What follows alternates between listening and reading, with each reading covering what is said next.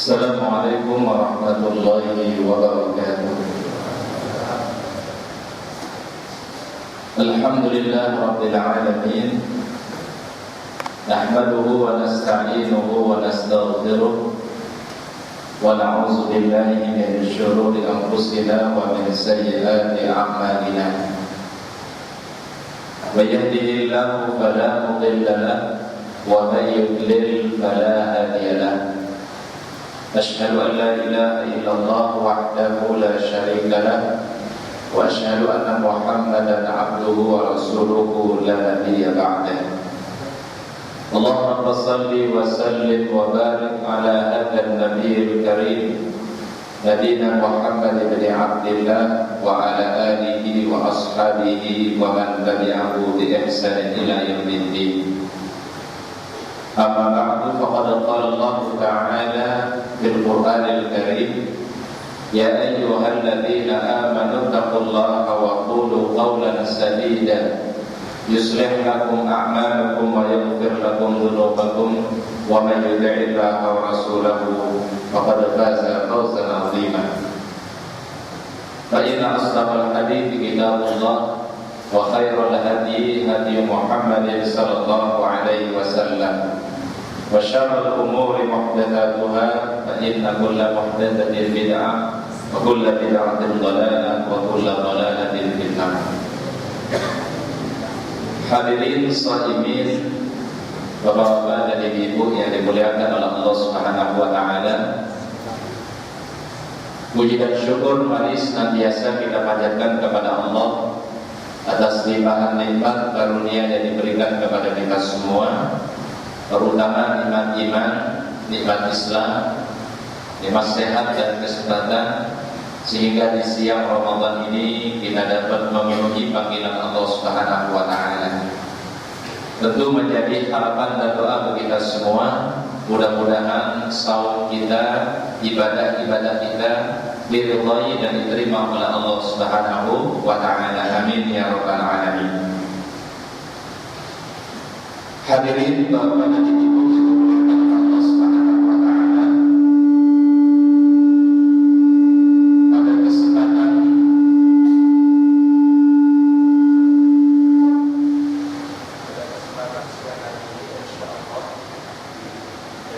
akan bahas mengenai al-bisyaratu fil Qur'ani was sunnah, kabar-kabar baik atau kabar-kabar gembira yang disebutkan di dalam Al-Quran dan di dalam sunnah-sunnah Rasulullah Sallallahu Alaihi Wasallam. Yang patut kita ketahui bersama bahwasannya di antara metode yang disebutkan di dalam Islam adalah metode yang disebut dengan al-bisyarah,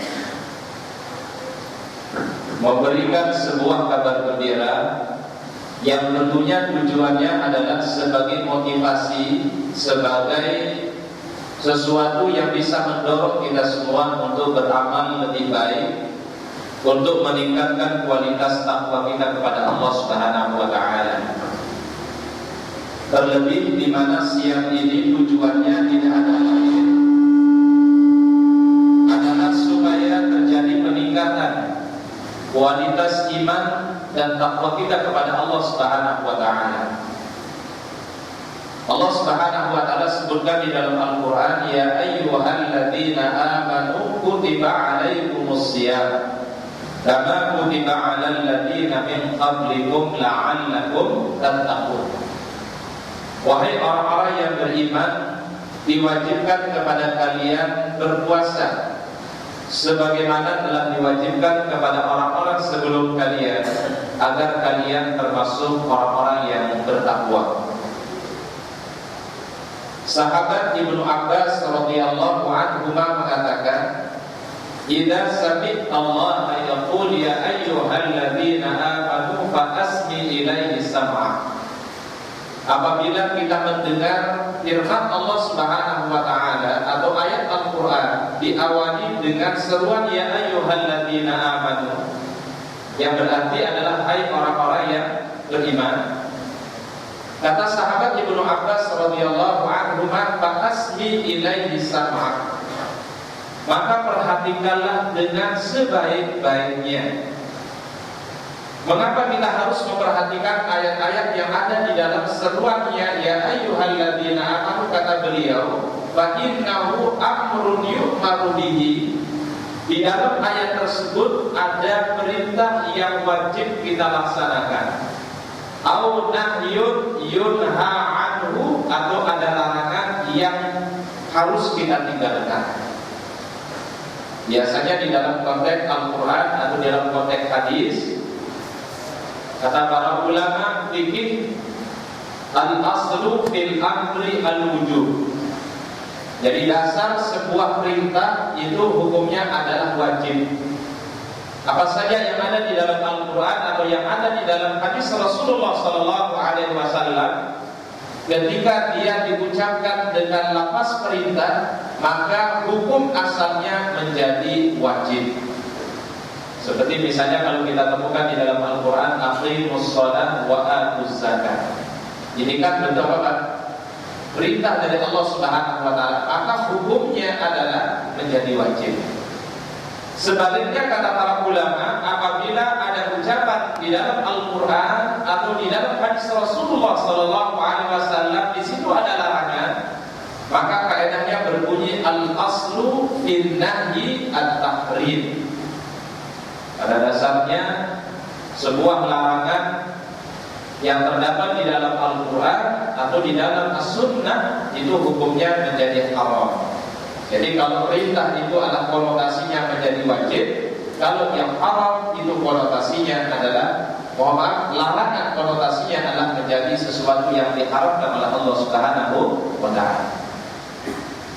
Ternyata metode yang disebutkan oleh Allah Ta'ala di dalam Al-Quran dan disebutkan oleh Rasulullah SAW di dalam sunnah-sunnah beliau, yaitu al-bisyarah, kabar gembira bagi orang-orang yang beriman. Allah Subhanahu wa taala sebutkan di dalam Al-Quran, di dalam surat Ali Imran, surat yang ketiga, ayat 171. Saya ulangi sekali lagi, kita buka di dalam surat Ali Imran ayat 171. A'udzu billahi minasyaitonir rajim. Yastabshiruna bi ni'matin minallahi wa fadlin wa anna Allaha la yudhi'u ajral mu'minin. Hendaklah mereka berbahagia dengan nikmat dan karunia serta kemurahan yang diberikan oleh Allah Subhanahu wa taala. Wa anna Allaha la yudhi'u ajral mu'minin. Sesungguhnya Allah Ta'ala tidak menyia-nyiakan pahala atau kebaikan orang-orang yang beriman.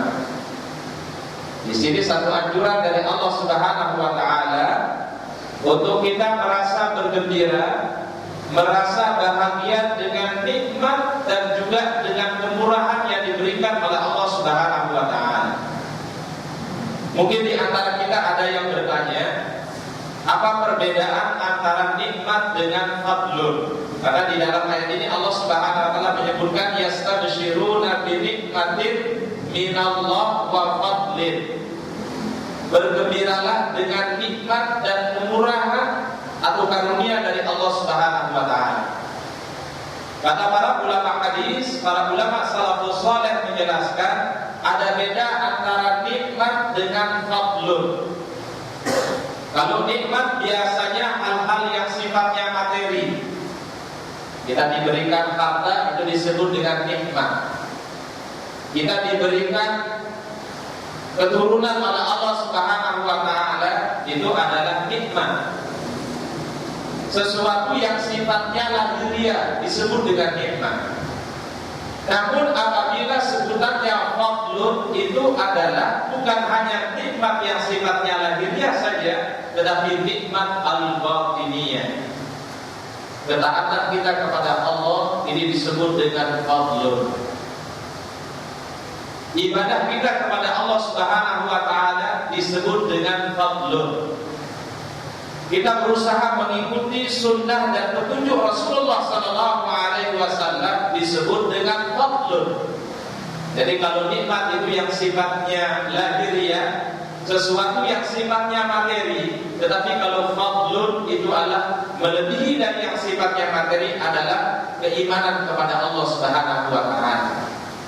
Orang kafir itu mendapatkan nikmat, Pak, tapi belum tentu mendapatkan apa, Pak? Fadlun.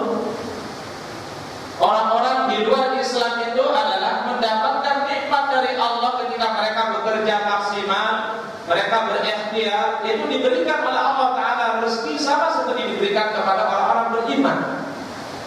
Tetapi yang membedakan itu adalah fadlun. Fadlun yang diberikan oleh Allah Subhanahu wa Ta'ala.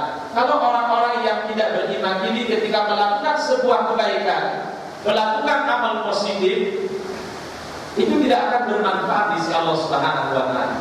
Namun orang yang beriman, karena dia diberikan fadlun oleh Allah Ta'ala, itu berupa nikmat iman oleh Allah Subhanahu wa taala, inilah yang menjadikan apa yang kita lakukan sekecil apapun akan bernilai kebaikan di sisi Allah Subhanahu wa taala. Allah Ta'ala tegaskan di dalam Al-Quran, di dalam surat At-Taubah, وَلَا يُنْفِقُونَ نَفَقَةً صَغِيرَةً وَلَا كَبِيرَةً وَلَا يَقْطَعُونَ وَادِيًا إِلَّا كُتِبَ لَهُمْ لِيَجْزِيَهُمُ اللَّهُ أَحْسَنَ مَا كَانُوا يَعْمَلُونَ. Mari kita coba renungi ayat ini, Bapak dan Ibu. Allah Ta'ala tegaskan, وَلَا يُنْفِقُونَ نَفَقَةً صَغِيرَةً وَلَا كَبِيرَةً. Tidaklah orang-orang yang beriman menafkahkan sebagian rezekinya yang Allah Ta'ala berikan shogiratan. Shogir itu kira-kira artinya apa, Pak? Kecil. Wala kabiratan, atau yang dia infakkan sesuatu yang besar, mungkin nominalnya ada yang kecil, ada yang besar. Wala yaqtabuna wadiyan, dan tidaklah mereka melewati sebuah lembah dalam rangka berjihad di jalan Allah, illa kutiba lahum, kecuali Allah Ta'ala akan mencatat sebagai amal soleh di sisinya. Jadi sedikit apapun yang diperbuat orang-orang beriman itu bermanfaat, Bapak dan Ibu. Namun kalau orang kafir yang berbuat kebaikan, yang berbuat sesuatu yang positif, sekecil apapun atau sebesar apapun, faja'alnahu haba'an manthura, tidak akan bernilai apapun di sisi Allah Subhanahu wa taala. Jadi disinilah penjelasan para ulama salafus saleh, di mana perbedaan antara nikmat dengan fadlun. Kalau nikmat tadi itulah sifatnya hanya yang materi-materi saja, di sini Allah Ta'ala tidak membedakan antara mukminuhum wa kafiruhum. Baik hambanya beriman ataupun hamba itu kafir kepada Allah, itu sama-sama diberikan nikmat oleh Allah Ta'ala. Tapi kalau fadlun itu, Pak, itu hanya diberikan lil mukminin, bagi orang-orang yang beriman kepada Allah Subhanahu wa taala. Ada beberapa hal yang menjadi isyarat dari Allah Subhanahu wa taala yang disebutkan di dalam Al-Qur'an dan juga disebutkan oleh Rasulullah SAW di dalam sunnah-sunnah beliau. Yang pertama, Pak, tanda kabar gembira dari Allah Subhanahu wa taala, taisiruhu ala ibadatillahi wahdah. Di saat kita semua diberikan kemudahan oleh Allah untuk melakukan sebuah ibadah atau kebaikan, ini berarti Allah Ta'ala memberikan sebuah kebaikan untuk kita semua. Kita yakin, Bapak dan Ibu, di saat kita diberikan kesempatan untuk beramal, diberikan kita sebuah kesempatan untuk melakukan sebuah ibadah kepada Allah, ini adalah salah satu cara Allah Ta'ala mencintai hambanya. Di dalam beberapa hadis kita temukan yang diriwayatkan oleh Imam Al-Bukhari, Imam Muslim misalnya, may yuridillahu bihi khairan yufaqihu fid din. Siapa saja yang dikehendaki kebaikan oleh Allah, maka Allah Ta'ala jadikan dia mudah memahami Islam, diberikan dia kesempatan untuk mendalami agama. Jadi kita patut bersyukur, Bapak dan Ibu, di saat kita bisa hadir di majelis ilmu, kita bisa menuntut ilmu, meluangkan waktu kita untuk duduk sejenak di taman-taman surga yang Allah Subhanahu wa taala. Ini berarti sesungguhnya Allah Ta'ala memberikan sebuah kebaikan kepada kita. Ini yang harus kita syukuri kepada Allah Ta'ala di saat kita diberikan kesempatan oleh Allah untuk thalabul ilmi, diberikan kesempatan oleh Allah Ta'ala untuk bisa menambah bekal amal soleh kita di sisinya. Ini berarti Allah Ta'ala sedang menghendaki kebaikan untuk kita semua. May yuridillahu bihi khairan yufaqihu fid-din. Kemudian juga Allah Ta'ala memberikan kemudahan kepada kita semua di dalam beribadah. Ini adalah salah satu wujud Allah Ta'ala menghendaki kita agar kita sampai kepada ridha Allah Ta'ala. Saya ulangi sekali lagi Bapak dan Ibu, di saat kita diberikan sebuah kemudahan oleh Allah Ta'ala untuk beramal soleh, berarti sesungguhnya Allah Ta'ala menginginkan kita untuk meraih ridhonya. Di dalam sebuah hadis dikisahkan oleh Imam Muslim, ada seorang sahabat pernah datang kepada baginda Rasulullah sallallahu alaihi wasallam.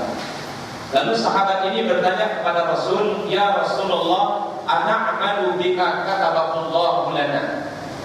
Wahai Rasul, apakah kita di dunia ini berbuat sesuai dengan apa yang dicatat oleh Allah Ta'ala? Dicatatnya di mana, Pak? Di Lauhul Mahfuz. Jadi sahabat ini bertanya, "Ya Rasul, apakah yang kita perbuat di dunia ini adalah seperti apa yang tercatat di Lauhul Mahfuz?" Maka Rasulullah sallallahu alaihi wasallam menjawab, "Fa amma ahlus sa'adah," apabila dia ditakdirkan oleh Allah Ta'ala sebagai orang-orang yang memperoleh kebahagiaan, fa yuyassiruna lahus sa'adah, maka Allah Ta'ala mudahkan baginya melakukan kebaikan-kebaikan yang sampai dia kepada ridha Allah Subhanahu wa Ta'ala. Jadi kalau orang yang akan dimasukkan di dalam surganya Allah, Pak, itu dimudahkan memang jalannya oleh Allah. Dimudahkan dia untuk berpuasa, dimudahkan dia untuk tilawatil Quran, dipermudah dia untuk qiyamul lail, dipermudah dia untuk sedekah. Ini semua jalan yang akan mengantarkan dia kepada ridhonya Allah Subhanahu wa Ta'ala. Ini kata Rasul yang pertama, Pak. Wa amma ahlus syaqawah, tetapi kalau orang itu ditakdirkan oleh Allah sebagai orang-orang yang akan mendapatkan kesengsaraan dan kerugian, fa yasiruna lahu ayyasila ila syaqawah, maka dipermudah juga baginya untuk sampai kepada apa? Sampai kepada termasuk golongan orang-orang yang akan merugi. Kayak dipersusah untuk melakukan kebaikan, Pak, tetapi dipermudah dia untuk melakukan apa, Pak? Keburukan, kemaksiatan yang dia tidak bertobat kepada Allah Subhanahu wa Ta'ala. Inilah yang menjadi tafsiran dari Rasulullah sallallahu alaihi wasallam di dalam surat Al-Layl ayat 5 sampai ayat 10, Pak. Jadi kalau kita menemukan ayat ini sangat indah, Bapak dan Ibu. Allah Ta'ala menyebutkan ada dua karakter manusia yang berbeda. Yang pertama, wa amma man aqqa wattaqa wa saddaqa bil husna fasanuyassiruhu lil yusra. Saya ulangi sekali lagi ayatnya. Fa amma man aqqa wattaqa wa saddaqa bil husna fasanuyassiruhu lil yusra. Barang siapa yang memberikan hartanya di jalan Allah dan dia bertakwa serta membenarkan semua janji-janji Allah Ta'ala, ia yakin dengan janji Allah Ta'ala, fasad yassiruhu lil yusra, kami akan mudahkan bagi dia untuk meraih kemudahan. Jadi golongan pertama, Pak. Golongan yang kedua, wa amma man bakhila wastaghna wa kadzdzaba bil husna fasad yassiruhu lil usra. Kalau yang pertama, Pak, yusra, kalau yang kedua usra. Kalau yusra itu kemudahan, tapi kalau usra itu kesulitan. Barang siapa yang berlaku bakhil dan ia bersikap sombong dan mendustakan apa yang dijanjikan oleh Allah Ta'ala, intinya akan berbeda, Bapak. Fasad yassiruhu lil usra, kami mudahkan bagi dia untuk meraih kesulitan. Dipermudah jalannya oleh Allah Subhanahu wa Ta'ala. Kalau orang beriman, Pak, dipermudah dia melakukan kebaikan. Orang kafir, Pak, dipermudah juga dengan kemaksiatan yang dia lakukan, dengan keingkaran dia kepada Allah, dengan kekufuran dia kepada Allah, dengan kemusyrikan dia kepada Allah Ta'ala. Sepertinya dipermudah, Pak, tetapi dipermudahnya bukan untuk lil yusra, tetapi adalah lil usra, akan berakhir dengan kesengsaraan. Rasulullah sallallahu alaihi wasallam menyebutkan di dalam hadis Imam Al-Bukhari dan Imam Muslim. Saya akan membacakan hadisnya. Jadi disebutkan di dalam kitab Sahihaini, riwayat Imam Al-Bukhari dan Imam Muslim, dari hadis Ubadah bin Samit radhiyallahu anhu. Ini sahabat yang mulia Ubadah bin Samit. Ani Nabi sallallahu alaihi wasallam, dari Nabi sallallahu alaihi wasallam bersabda, "Man ahabba liqa Allah, ahabba Allahu liqa'ah. Wa man kariha liqa Allah, kariha Allahu liqa'ah." Artinya adalah, barang siapa yang cinta bertemu dengan Allah, maka Allah Ta'ala akan cinta bertemu dengannya. Dan barang siapa yang benci bertemu dengan Allah, maka Allah pun akan benci bertemu dengannya. Saya ulangi sekali lagi hadisnya. Rasulullah SAW bersabda, "Man ahabba liqa Allah, ahabba Allahu liqa'ah. Wa man kariha liqa Allah, kariha Allahu liqa'ah." Siapa saja di antara kita ini, kata Rasul, yang dia cinta bertemu dengan Allah, rindu bertemu dengan Allah, maka Allah pun akan cinta dan rindu untuk bertemu dengan hamba ini. Namun apabila hamba tersebut benci bertemu dengan Allah, tidak ingin bertemu dengan Allah, maka Allah Ta'ala pun benci untuk bertemu dengan hamba ini. Mungkin kita ada sedikit bingung, Bapak dan Ibu, apa yang dimasukkan dengan hadis ini. Jangankan kita, Aisyah radhiyallahu anha saja ketika mendengar hadis ini masih bertanya-tanya apa yang dimasukkan oleh Rasulullah sallallahu alaihi wasallam. Dan kebiasaan para sahabat terdahulu, apabila ada hal yang mereka belum pahami, itu mereka selalu meminta penjelasan, istifsar dari Rasulullah sallallahu alaihi wasallam. Qalat Aisyah, berkata Ummul Mukminin Aisyah radhiyallahu anha, "Ya Rasulullah, wahai Rasulullah, inna la naqrabul maut." Bukankah kita semua ini tidak kepingin yang namanya al-maut? Ada yang kepingin maut, Pak? Ada yang kepingin mati, Pak? Enggak ada. Kita benci yang namanya al-maut ini, Pak. Kata Aisyah radhiyallahu anha, "Innana naqrabul maut." Manusia pada umumnya tidak ingin yang namanya al-maut, benci kepada al-maut. Kemudian Rasulullah sallallahu alaihi wasallam menjawab, "Qala Nabi sallallahu alaihi wasallam, laisa dzalika." Bukan itu yang saya maksudkan, wahai Aisyah radhiyallahu anha, kata Rasul. Jadi bukan itu yang saya maksudkan, kata Rasulullah sallallahu alaihi wasallam.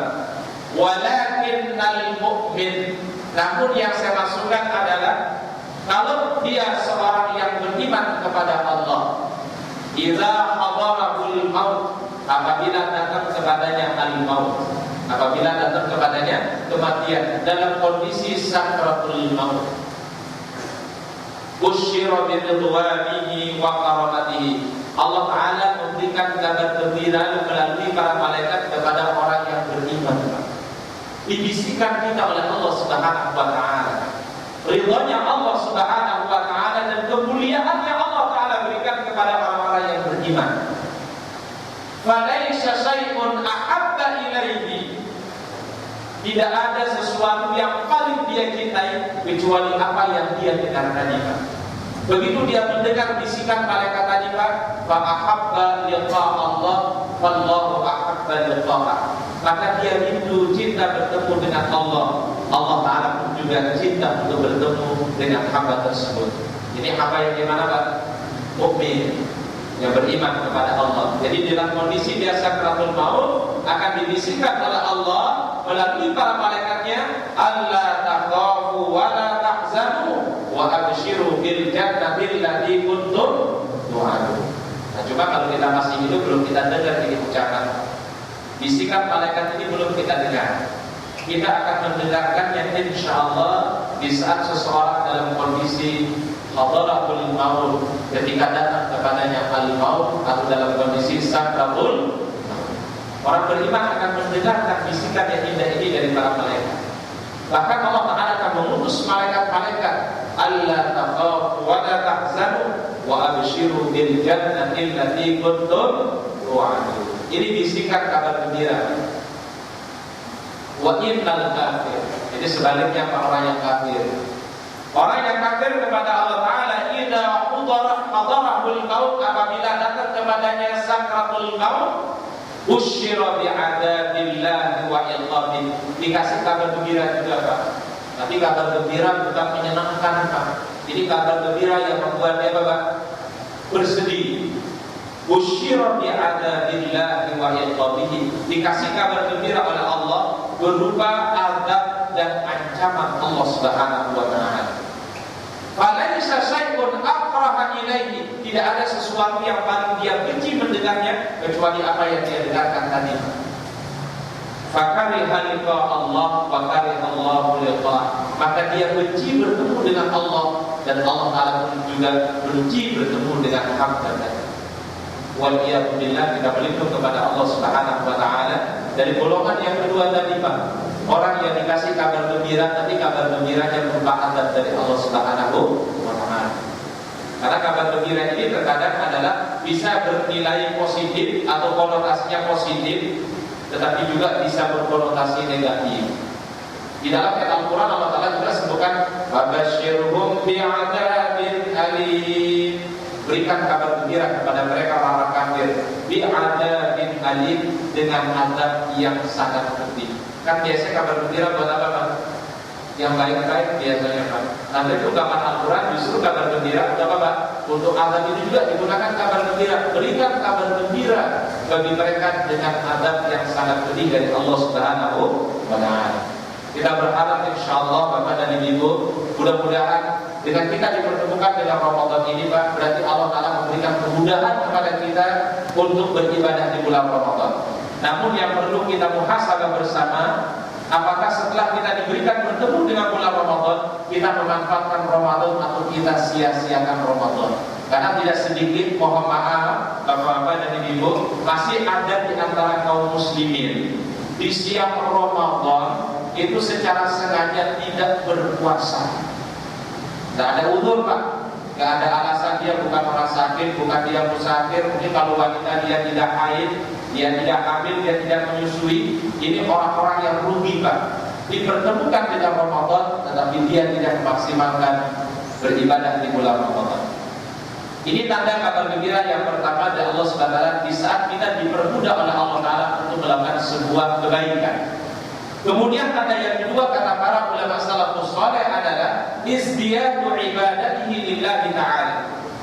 Di antara ciri Allah Ta'ala cinta kepada kita semua, di antara ciri Allah Ta'ala memberikan kabar gembira kepada kita, di saat setiap hari kita bisa menambah amal ibadah kita. Izdiyadul amal, bertambah amal soleh kita. Kata kita paham Bapak dan Ibu, setiap hari memang usia kita kayaknya bertambah Pak. Benar nggak Pak? Bertambah Pak? Bertambah nggak Pak setiap hari Pak? Bertambah. Kalau dari segi nominal bertambah Pak, tetapi kalau dari segi hakikat esensinya Pak berkurang. Para ulama salafus saleh, para sahabat, para tabi'in dan tabi'ut tabi'in, mereka mengatakan manadintu ala syai'in idza gharabatis syamsu wa lam yazdad 'amali. Tidak ada sesuatu yang paling aku menyesal di dalam hidup ini kecuali di saat umurku bertambah tetapi tidak bertambah saya punya amal kebaikan. Allahu Akbar. Ya Pak ya, kita berharap insyaallah dengan kita semakin bergantinya hari, bertambah usia kita, kita berharap mudah-mudahan kita ini selalu semakin meningkatkan kualitas ketakwaan kita kepada Allah, meningkatkan kualitas ibadah kita kepada Allah Subhanahu wa Ta'ala. Karena kata Rasul dalam sebuah hadis sahih, khairun nas man qala umruhu wa hasuna amaluhu. Sebaik-baik manusia kata Rasul, man qala umruhu, siapa yang umurnya panjang, dikasih usia panjang oleh Allah, tetapi Pak wa hasuna amaluhu, amal juga baik. Jangan sampai kita selalu minta ya Allah kasih umur panjang, ya Allah berikan umur yang panjang, tetapi ada yang dilupakan Pak. Apa Pak? Jadikan kami orang-orang yang bisa mengisi usia kami, umur kami dengan amal ibadah. Jadi boleh kita meminta kepada Allah Ta'ala dikasih usia panjang, dikasih umur panjang pada Allah Ta'ala, tapi juga jangan mentok di situ doang, Pak.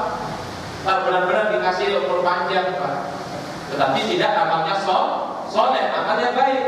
Kata Rasulullah SAW, "Man qala umruhu wa hasuna amaluhu." Siapa yang umurnya panjang, tetapi juga dia selalu meningkatkan amal-amal solehnya, amal-amal kebaikan.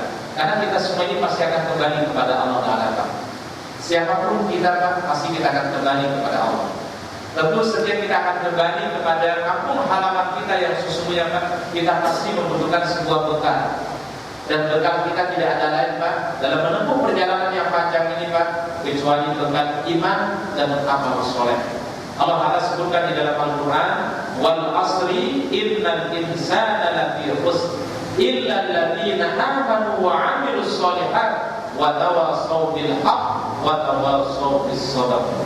Demi waktu, firman Allah, demi masa. Ada juga tafsiran para ulama mengartikan wal asri, demi waktu asar. Innal insana lafi khusr, sesungguhnya manusia benar-benar dalam keadaan merugi. Tetapi ada yang dikecualikan oleh Allah Subhanahu wa Ta'ala. Illal ladzina amanu, pertama orang-orang yang beriman. Insyaallah orang-orang yang beriman tidak akan mengalami kerugian. Kemudian yang kedua, wa 'amilus shalihat, orang-orang yang terus meningkatkan amal solehnya. Bulan Ramadan ini kesempatan bagi kita, Pak, untuk terus meningkatkan amal soleh kita, Pak. Karena di bulan Ramadan ini, Pak, semua amal itu dilipat gandakan oleh Allah Ta'ala sampai tidak terhingga, Pak. Berbeda dengan amalan-amalan yang lain. Kalau ibadah yang lain itu, Pak, satu kebaikan Allah Ta'ala lipat gandakan menjadi 10 kebaikan. Bisa dilipat gandakan menjadi 70 kebaikan. Bisa dilipat gandakan menjadi 700 kebaikan, Pak. Tetapi kalau ibadah di bulan Ramadan, ibadah ketika kita dalam kondisi shaum, Allah Ta'ala sebutkan dalam hadis qudsi, "Illa siyam fa innahu li wa ana ajzi bihi." Jadi ibadah yang paling istimewa adalah ibadah puasa. Illa siyam, karena puasa itu untuk aku, firman Allah, dan akulah yang akan berhak memberikan balasan untuk setiap hamba. Kita yang berada di masjid ini adalah apa yang menjadi balasan Allah Ta'ala terhadap puasa kita berbeda-beda, Pak, sesuai dengan tingkat kualitas bagaimana kita mengisi hari-hari di Ramadan dengan peningkatan kualitas ibadah kepada Allah Subhanahu wa Ta'ala. Jadi Rasulullah SAW sebutkan tadi, Pak, ya, "Man qala umruhu wa hasuna amaluhu." Dia usianya panjang tetapi juga bertambah amal solehnya. Kemudian ciri yang ketiga yang terakhir, tanda Allah Subhanahu wa Ta'ala memberikan kabar gembira kepada hamba apabila hamba tersebut selalu mendapatkan pertolongan dari Allah Ta'ala untuk mensyukuri semua nikmat yang diberikan oleh Allah Subhanahu wa Ta'ala. Jadi ketika Allah Ta'ala memberikan kita atau menjadikan kita orang terus bersyukur kepada Allah Ta'ala, mensyukuri nikmat Allah Ta'ala. Dan syukur nikmat ini, mohon maaf Bapak dan Ibu, bukan sebatas kita mengucapkan alhamdulillah saja, tidak. Tetapi bagaimana aktualisasi syukur ini dalam fi ibadatillah, di dalam ibadah kita kepada Allah Subhanahu wa Ta'ala. Salat yang kita lakukan di waktu zuhur ini, Pak, insyaallah bagian syukur kita kepada Allah. Kita duduk di majelis yang mulia ini adalah bagian syukur kita kepada Allah Ta'ala. Kita membaca Al-Quran juga, Pak, kita jadikan bacaan Al-Quran sebagai syukur kita kepada Allah Ta'ala. Kalau Rasul dulu, Pak, qiyamul lail dijadikan tanda syukur beliau, Pak. Sampai kalau Rasulullah SAW qiyamul lail dan tanggung-tanggung, hatta tafattarat qadamahu, sampai kedua telapak kaki beliau bengkak. Kalau kita mungkin belum sampai bengkak yang lain, kita mungkin baru sampai pegel-pegelan dengan kita. Terus, ya, kaki kita ini kan belum sampai bengkak. Kita boleh cuma pegel aja, ya, atau enggak mungkin apa namanya, Pak? Ya, mungkin kesemutan aja kan. Ya, kalau Rasul hatta tafattarat qadamahu, sampai kaki beliau dibengkak. Karena yang beliau baca ini surat Al-Baqarah. Ya, pernah beliau melaksanakan qiyam lail itu membaca surat Al-Baqarah untuk satu rakaat. Jadi dari awal Al-Baqarah sampai akhir dia tamatkan. Kalau kita jadi makmumnya Rasul, kita nggak kuat begitu. Ya, jangankan surah Al-Baqarah, Kalau juz 30 aja nggak panjang aja kita udah mulai ada pegel rasanya. Rasulullah SAW luar biasa, surah beliau dan beribadah. Tapi Aisyah mengatakan, ya Rasulullah, lima fa'alta hada? Kenapa kau begitu bersungguh-sungguh ibadah kepada Allah Taala? Padahal Allah Taala telah memberikan ampunan. Qad ghafarallahu laka ma taqaddama min dzambika wa ma ta'akhkhar. Kesalahan yang lalu dan akan datang Allah Taala telah memberikan ampunan. Apa jawaban Rasulullah SAW? Afala tuhibbu an akuna 'abdan syakura? Apakah aku tidak ingin menjadi hamba yang bersyukur kepada Allah? Jadi kesyukuran kita itu adalah seperti yang disebutkan oleh Imam Ibnu Qayyim al-Jauzi, sarful ni'mati fi ma yardahul mun'im. Kita memanfaatkan nikmat yang Allah Taala berikan dengan peningkatan kualitas ibadah kita, dengan aktualisasi ibadah kita kepada Allah Subhanahu wa taala. Hadirin yang dimuliakan oleh Allah Taala, sebagai penutup tausiah ini ada sebuah kisah yang disebutkan oleh riwayat Imam Al-Bukhari dan Muslim. Pada suatu hari Rasulullah SAW pernah memanggil sahabat Mu'adz bin Jabal. Sahabat Mu'adz bin Jabal radhiyallahu anhu. Rasul menyampaikan, ya Mu'adz, wallahi inni la uhibbu. Wahai Mu'adz, demi Allah, kata Rasul, aku sangat mencintaimu. Dan Rasul mengulanginya 3 kali, wallahi inni la uhibbu. Wallahi inni la uhibbu. Demi Allah, aku sangat mencintaimu wahai Mu'adz, kata Rasulullah SAW.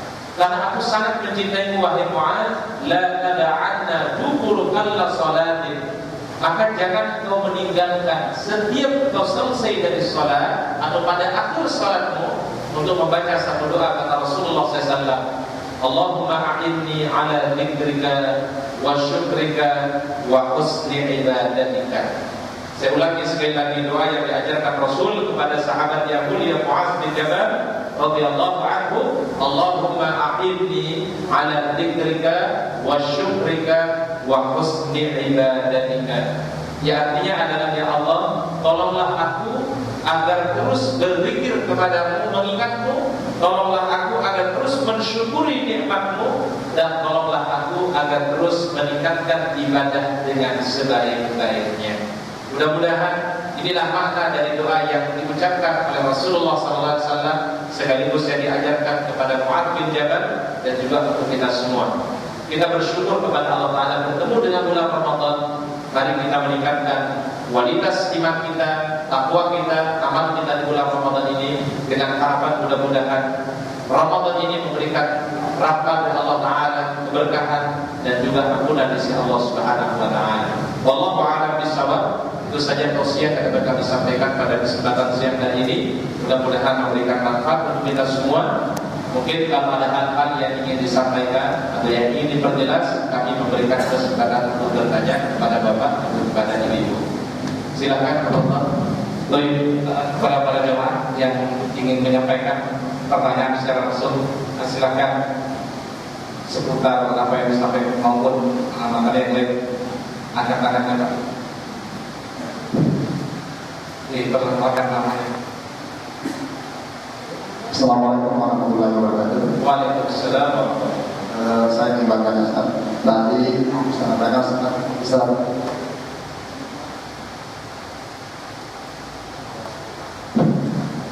salah satu nikmat yang diberikan Allah kepada orang yang beriman adalah membisikkan cintanya kepada yang misalnya sengaja mau. Iblisnya malaikat untuk membisikkan cintanya kepada mau. Yang bisa menunjukkan bahwa ada nggak tanda-tanda orang yang mendapatkan bisikan dan malaikat dari pada saat dia meninggal? Baik. Tentu bisikan ini Bapak dan Ibu rahasia Allah Subhanahu wa taala. Disebutkan dalam surat Fussilat, Allah Taala berfirman, "Innal ladzina qalu rabbuna Allah tsumma istaqamu tatanazzalu 'alaihimul malaikatu alla takhafu wa la tahzanu wa abshiru bil jannati allati kuntum tu'adun. Nahnu awliya'ukum fil hayatid dunya wa fil akhirah wa lakum fiha ma tashtahi anfusukum wa lakum fiha ma tad'un nuzulan min ghafurir rahim." Jadi artinya Pak, Ibnu Abbas radhiyallahu anhu menjelaskan ayat tadi ini merupakan bisikan para malaikat yang Allah Ta'ala berikan ketika orang-orang beriman dalam kondisi sakratul maut. Tentu bisikan ini tidak ada yang mengetahui kecuali yang bersangkutan dengan Allah Subhanahu wa taala. Ini merupakan rahasia dari Allah Taala. Namun kita bisa melihat bahwa ada ciri-ciri orang-orang yang disebut mendapatkan husnul khotimah. Ini mungkin yang menjadi fokus kita, Pak. Kalau kita mungkin tidak bisa mendengar bisikan tadi, Pak, karena ini rahasia yang diberikan Allah Taala kepada orang-orang beriman. Tapi Allah Taala memberikan tanda-tanda husnul khotimah. Yang pertama kata Rasulullah SAW adalah orang yang mengucapkan kalimat tauhid la ilaha illallah di akhir hayatnya. Man qala la ilaha illallah akhir kalamihi dakhala jannah. Siapa saja yang di akhir ucapannya kalimat tauhid, kalimat la ilaha illallah, dakhala jannah, Allah Taala akan memasukkan dia dalam surganya. Artinya apa? Yang ditalkinkan kepada orang yang sedang dalam kondisi sakratul maut adalah kalimat tauhid, kalimat la ilaha illallah. Ini ciri yang pertama, Pak. Ciri yang kedua adalah apabila yang bersangkutan ketika dia meninggal dunia terlihat pada keningnya basah, ya, terlihat pada keningnya basah atau berkeringat, kata Rasulullah SAW. Disebutkan dalam sebuah kisah, ada seorang sahabat di zaman Rasulullah SAW pernah menjenguk saudaranya di Khurasan. Khurasan itu sekarang, Pak, bagian negerinya Irak, ya, sebuah tempat namanya Khurasan. Ketika sahabat ini menjenguk saudaranya yang dalam kondisi sakratul maut, kemudian dia mendapatkan saudaranya ini dalam keadaan keningnya berkeringat, jidatnya berkeringat, agak basah. Kemudian sahabat ini mengatakan Allahu Akbar, Allahu Akbar, Allahu Akbar. Allah Maha Besar, Allah Maha Besar, Allah Maha. Berarti artinya kekaguman, ya, membesarkan nama Allah Taala karena melihat sesuatu yang begitu mengagumkan dirinya. Allahu Akbar. Laqad sami'tu min Rasulillah sallallahu alaihi wasallam. Aku mendengar sebuah hadis dari Rasulullah SAW, kata sahabat tadi, mautul mu'min bi'aratil jabir. Meninggalnya orang beriman itu pada keningnya atau pada jidatnya terlihat basah atau berkeringat. Jadi insya Allah mudah-mudahan yang bersangkutan termasuk husnul khotimah. Yang ketiga, ciri yang ketiga adalah siapa yang meninggal dunia di malam Jumat atau pada hari Jumat, itu memang diindikasikan mudah-mudahan yang termasuk meraih husnul khotimah. Kemudian yang keempat diantaranya adalah orang yang meninggal fi sabilillah, di jalannya Allah Taala, ada yang disebut dengan syahid. Dan syahid ini ada dua konteksnya, Pak. Ada syahid di mana Alkitab berperang, Pak, tapi juga ada syahid jenis yang lain, Pak. Contoh misalnya kata Rasul, orang yang meninggal dunia tenggelam itu syahid. Orang yang meninggal dunia karena dia melahirkan itu syahid, kata Rasul. Atau orang yang meninggal dunia karena ada sakit di bagian perutnya, dikatakan Rasul sebagai syahid.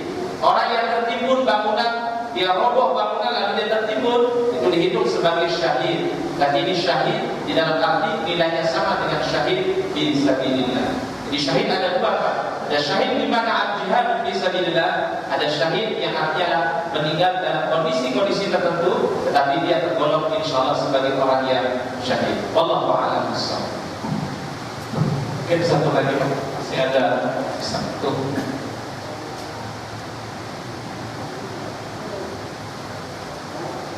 Assalamualaikum warahmatullahi wabarakatuh. Waalaikumsalam. Nama saya Muridan Ustaz. Siapa? Muridan. Muridan. Iya. Masya Allah. Ini muridan ini artinya orang yang terus memiliki keinginan. Muridan. Iya. Tapi bukan murid, ya. Baik Ustaz. Ini pertanyaan saya Ustaz. Bagaimana caranya kita bersyukur kepada Allah dalam situasi atau kondisi kita yang sedang dikasih ujian yang bertubi-tubi. Baik.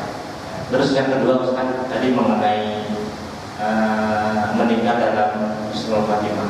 Baik. Ada rumor mengatakan orang ketika meninggal dalam kondisi melahirkan, Baik. ada nantinya jadi makhluk, jadi anak apakah itu benar atau tidak Ustaz? Baik, saya rasa cukup sekian. Jazakallah khair. Jazakallah khair. Jazakallah khair. Pertanyaannya pertama, bagaimana cara menguatkan ruhiyah kita, semangat kita beribadah, semangat ketaatan kita kepada Allah dalam kondisi kita banyak dalam kondisi ujian dari Allah Subhanahu. Yang pertama adalah kita harus mengingat bahwasanya ujian itu adalah salah satu sunnatullah. Saya ulangi sekali lagi, ujian itu merupakan sebuah sunnatullah dari Allah Taala, ketetapan dari Allah Taala. dan semua manusia mengalami yang namanya ujian. Jadi bukan hanya Pak murid saja yang mendapatkan ujian, tetapi semua manusia mengalami yang namanya ujian. Dan ujian yang Allah Ta'ala berikan kepada manusia bisa berupa kesenangan, sesuatu yang menyenangkan hatinya, tapi juga bisa sesuatu yang dia tidak senangi. Orang yang diberikan harta, orang yang diberikan kekuasaan, diberikan jabatan, itu ujian Mas murid. Orang yang mungkin dikasih tugasan oleh Allah Ta'ala, itu juga ujian dari Allah Ta'ala. Jadi sesuatu yang kelihatannya nikmat itu sebenarnya ujian dari Allah. Bahkan bisa jadi orang yang diberikan nikmat lebih berat ujiannya dibandingkan dengan yang tidak diberikan nikmat oleh Allah Ta'ala. Artinya diuji dengan kesenangan lebih berat dengan diuji dengan apa? Kesulitan. Jadi yang pertama diyakini bahwasanya murid bahwasanya ujian merupakan sunnatullah dari Allah Ta'ala dan akan dialami oleh semua orang-orang yang beriman. Kemudian yang kedua, kita jadikan di balik ujian ini adalah ada hikmah yang Allah Ta'ala inginkan. Apa hikmahnya? Di antaranya raf'ud darajat. Bisa jadi dengan ujian Allah Ta'ala akan mengangkat derajat kita.